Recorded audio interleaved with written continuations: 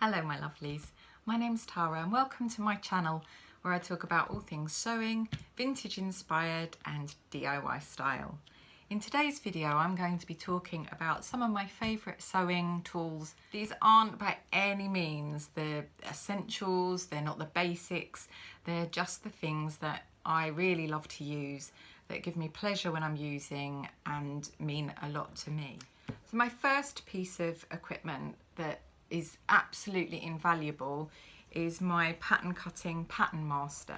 This I bought way back decades ago now. I'm frightened to say, when I was doing my degree in fashion, and it's a metric one. You can get them in Imperial if that's relevant to you. You get all of your seam allowances on it. You can do armholes and so on.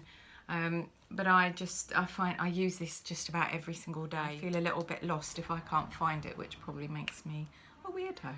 The next thing that I have that I use for both pattern cutting and dressmaking is a tracing wheel. This is an old one.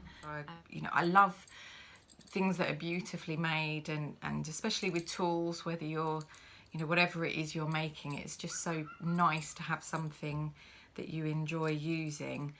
So my favourite pattern cutting book is this one. It's Flat Pattern Cutting and Modelling for Fashion. So if you're not a pattern cutter, or you haven't really had that much experience in pattern cutting, there are several types of ways you can cut a pattern. One's flat using grids and measurements, and the other one's on a dressmaker's dummy like this one. This book just sort of covers both of those techniques. There's lots of very vintagey, you can see there. So we're talking about bias cut here, how to find the bias, and there's really lovely illustrations all the way through. So it's it covers everything from, basics. You've got sleeves that you can cut, and then all the things that you can do to the blocks and patterns, and then you've got, that'll be a good one for now, leg of mutton sleeves, because huge sleeves are a big thing. Look, if I'm ever feeling, another thing that's going to make me sound like a weirdo, but if I'm ever feeling a little bit down in the dumps, or I'm a bit stressed and I need to just calm my brain down, this is meditative for me, reading through this. I do really love it. I don't know that it's in print anymore. I always show my students for my evening classes this book, and one of my students did find it, and she said that it was quite a lot of money. But you never know at car boot sales, on eBay, in charity shops, what you might come across. But this is by the lovely Helen Stanley, whoever she is or was. She's absolutely ace. Next book that I'm going to show you is another charity shop find. I am always looking at the books in charity shops. So this one is The Pictorial Guide to Modern Home Dressmaking, with this beautiful, it's a linen cover, and I'm not sure what year it was made, but look at the end papers. They're made up of hooks and eyes and thread and needles and so on. Really beautiful. And I'm assuming it's a sort of a 1930s sleeves of a thing. Also, all the other bits and pieces, that how to embellish your garments, because this is coming from that time, we would call it slow fashion now, but this was when you had to make all of your clothes, or the majority of your clothes, and you had to extend their life by zhuzhing them up with a bit of ribbon embroidery or so on. And it has all the accessories and your lingerie and all these different sort of hand stitching as well. And it's just a really fabulous book in terms of inspiration. But how brilliant is that? There's a little suit, you may or may not know, but I'm absolutely obsessed with hooded jumpsuits and siren suits. I did pattern cut this blouse from this book, and it was brilliant. And then look, there's how fab is that? If you can see, a little dusting cap, so a little turban. So this is late 30s, early 40s, I should imagine. Absolutely love that book. And then I have this, another charity shop find, the Vogue sewing book. This is an exhaustive encyclopedia of sewing. It has everything about sewing in here, and it's got brilliant sentences. Finish with flair, as you can see, which we all should aim to do. This is more dressmaking focus, but there's a brilliant glossary in here, loads of fabric information in here. So one of my favourites is this Liberty of London sewing box in their iconic ianthe print fabric. It's just lovely. I bought this in the sale with some birthday money that I had a couple of years ago now, but I love it. It's got, if you take the lid off, it's got like a little pin cushion in. You can lay this down next to your sewing machine and pin things, and then there's a tray, and then bits and pieces in the bottom, and I've got things like my vintage buckles and some pretty buttons, seam ripper. It's not on my list of things that I love to use. I'm sure you understand why. Then I have many tape measures here. Nothing brilliant about this, but every single one of my tape measures gets eaten by my cat. I have 2 cats, and he just loves the taste of them. I have no idea why, but my other boy cat, late boy cat, he loved them too. I don't know what it is about tape measures, and I don't know if you have the same experience, but I think I need to buy a new tape measure.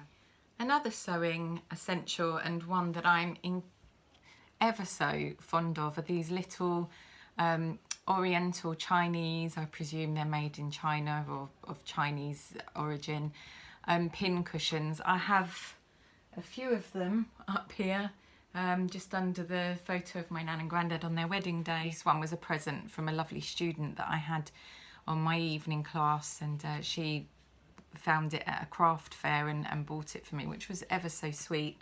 It means a lot to me because I just love them. They're sweet little faces and the beautiful colours. I enjoy using these immensely. Again, this is a third reason why I'm potentially a weirdo, but there you go. I treated myself to these pins, Merchant & Mills lace pins. The shop is actually not that far from where I live, which is quite a dangerous thing. They're very small and fine, and they're great with silk and lace, which I was using a lot of. But they're just really nice, really sharp, and they keep their sharpness. These are little pattern weights that look like vintage cotton reels, and every single one is different. So you've got them all. I'm really addicted to Liberty fabrics. I'm sure many of you are. So these were a real treasure. I can't remember how much they were, but I will see if I can find them.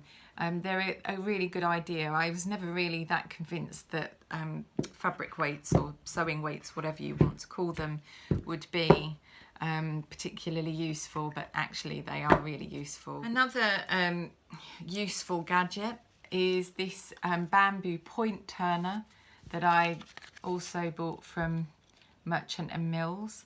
I'm not sponsored by Merchant & Mills, and that would be nice.